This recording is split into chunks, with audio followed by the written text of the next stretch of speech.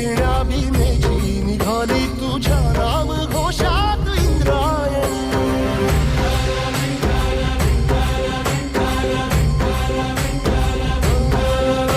भिडे आसमंती ध्वजा वैष्णवांची उभी पंढरी आज नानावली. तुझे नाव ओठी तुझे रूप ध्यानी जीवाला तुझी आस गा लागली. जरी बाप साऱ्या जगाचा परिपूर्ण